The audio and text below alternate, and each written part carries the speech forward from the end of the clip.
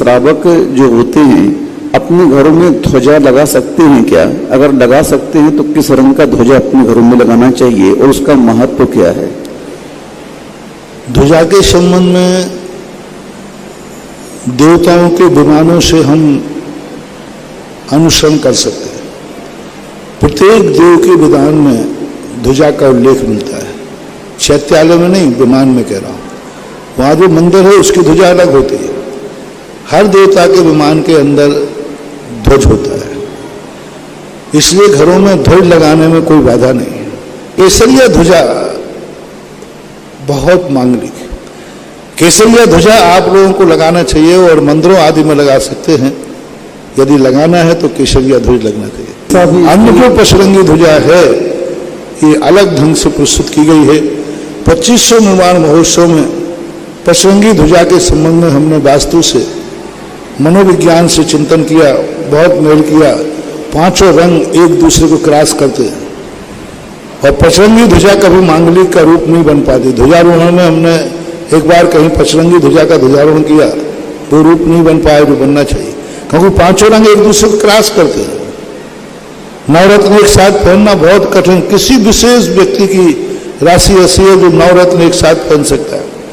रत्न एक दूसरे के रत्न को क्रॉस करते हैं। कलर की बहुत बड़ी पैथी है और कलर पर सारी दुनिया का वैभव टिका हुआ है।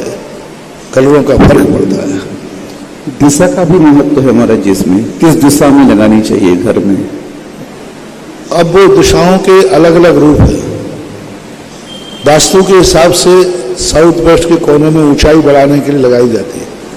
देखिए, अपने दरवाजे के ऊपर छोटी मोटी ध्वजा लगाने में कोई आपत्ति नहीं, अधिक ऊंची ध्वजा नहीं लगाना चाहिए। ध्वज त्रिकोण लगाना चाहिए, चार कोण लगाना चाहिए, इसके बारे में बताने की कृपा करें। अब इसके संबंध में एक ही जब फहराते समय लिखा तो नुकीले का उल्लेख मिलता है, लेकिन यदि चौकोर भी लगा देते हैं तो कोई निषेध नहीं, क्योंकि आयताकार ध्वजाओं का उल्लेख मिलता है। तो नुकीली हो और आयताकार हो ये चलेगा।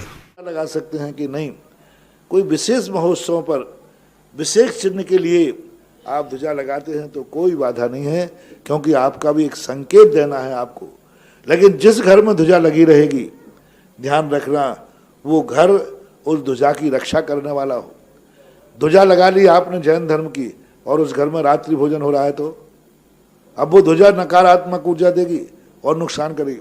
उस घर में आलू प्याज बन रहे हैं तो, उस घर में गलत कार्य हो रहे हैं तो ध्वजा लगने का अर्थ है कि आपने ब्रह्मांड को संकेत दे दिया कि हम जैन हैं, क्योंकि आपने जैन ध्वजा लगाई। आपने पूछा कि वो ध्वजा लगा सकते हैं कि नहीं? तो जैसे अपन पंचकल्याणक में ध्वजा लगाते या मंदिर में ध्वजा लगाते हैं, तो फिर वो पंडाल को और मंडप को अपन मर्यादा रखते हैं कि नहीं? हाँ महाराज, कि भाई ध्वजारोहण हो गया, इसके अंदर कोई गलत कार्य नहीं करेगा, उसमें मर्यादा रखोगे, ये सब करते हैं।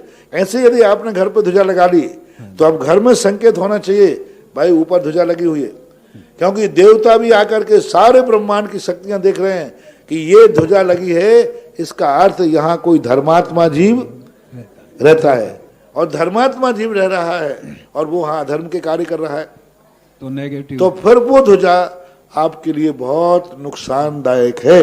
इसलिए घर में ध्वजा लगा सकते हैं, लेकिन ध्वजा लगाते समय आप अपने घर की मर्यादा रखें। महोत्सव आदि में आपने ध्वजा का प्रसंग दे दिया, तो जब आपके नगर में कभी महोत्सव हो, हमेशा आप लगा पाएँ या न लगा पाएँ, हमेशा आप मर्यादा कर पाएँ या न कर पाएँ, लेकिन जब आपके यहाँ पंचकल्याणक वगैरह होता हो, तब प्रत्येक व्यक्ति के लिए अपने घर में ध्वजा लगाना चाहिए और इस बात का संकेत देना चाहिए कि जब स्वर्ग से देवता उतर के आएंगे पंचकल्याणक में, वो आकाश मार्ग से देखेंगे कि इस नगर में कितने जिन देव के घर हैं, उन देवों को वो दुआ देते हुए आए। और वो ध्वजा इस बात का संकेत है कि पंचकल्याणक के समय मनुष्य नहीं, देवता भी यदि कभी आगमन करते हैं तो वे आकाश मार्ग से देखेंगे कि जो पंचकल्याणक हो रहा है, जिनकी प्रतिष्ठा हो रही है, इन भगवान को मानने वाले कितने हैं। तो जिन जिन घरों में ध्वजा होगी वे देवता का प्रसन्न हो गए तो कोई ना कोई ऐसी पौवारा कर देंगे कि तुम्हारे सारे जिंदगी के दरिद्र दूर हो जाए।